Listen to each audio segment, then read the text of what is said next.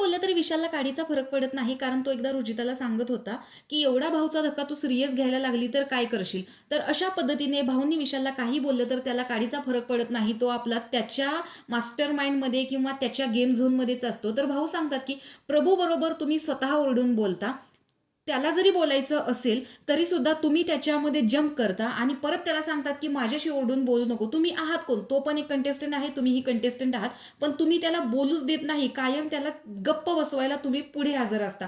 दुसरी गोष्ट म्हणजे दीपालीताईंना तुम्ही सेल्स गर्ल म्हणालात की यांच्यासारख्या तुम्ही युरोप आणि लंडनला जरी गेल्या, तिथे ज्या सेल्स गर्ल असतात त्या सुद्धा एवढ्याच गोऱ्या असतात, पण फीचर्स कुठे आहेत? तुम्हाला हा कधी अधिकार दिला की त्यांना सेल्स गर्ल म्हणण्याचा? त्या एक वेळ मराठीचा ग्लोबल चेहरा होत्या.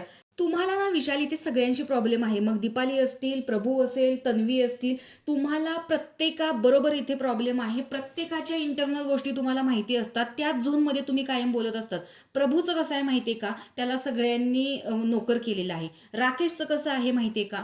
दीपालीचं कसं आहे माहिती आहे का? म्हणजे तुम्हाला प्रत्येक गोष्टींचा प्रॉब्लेम झालेला आहे. तुम्ही अगोदर प्रभूकडून तो टास्क करून घेतला, म्हणजे जे काही त्याला ते पुशअप्स मारायचे होते ते करून घेतलं. नंतर त्याने केल्यावर त्याला अंडी दिली आणि नंतर तो तुम्हाला बोलल्यावर, जिथे तुमचा काहीही संबंध नव्हता तिथे तो बोलल्यावर तुम्हाला राग आला आणि तुम्ही ती अंडी परत काढून घेतली. हे कितपत बरोबर आहे? हे खरंच चुकीचं होतं.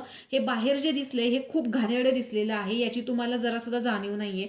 आणि रुचिता जे काही बोलते, काहीही शिव्या देते, म्हणजे जिथे तिची चूक असेल, एक टोळीचा मेंबर म्हणून तुम्ही तिला अजिबात समजवत नाही. तिला तुम्ही नेहमी पाठीशी घालत असता. रुचिता जे काही करेल ते अगदी बरोबर असं म्हणून तुम्ही इतरांशी भांडत असता. अनुश्रीने तिथं बोलणं चुकीचंच होतं. तिचा तिथे काही संबंध नव्हता, तरी सुद्धा तिने टोळीचा मेंबर आहे म्हणून बाजू घेतली पाहिजे असं तुमचं मत होतं. ही बाजू घ्यायची की नाही हा तिचा स्वतःचा प्रश्न आहे. तुम्ही दुसऱ्याला शिकवायला जाऊ नका. आणि प्रत्येक वेळेस तुम्ही म्हणता की राकेश हे दुसऱ्या बायकांच्या खांद्यावरती बंदूक ठेवून घेतात. तुम्हीही तेच करताय. काय आहे ना, जरा दुसऱ्याला बोलताना आपण कधीतरी स्वतःसमोर आरसा देखील ठेवावा लागतो. तर अशा प्रकारचा धक्का आज इथे विशालला दिलेला आहे. तर भाऊ करेक्ट बोलले की नाही याबद्दल तुम्हाला काय वाटतं हे कमेंट बॉक्समध्ये सांगा. अशाच व्हिडिओसाठी आपल्या चॅनलला सबस्क्राईब करा.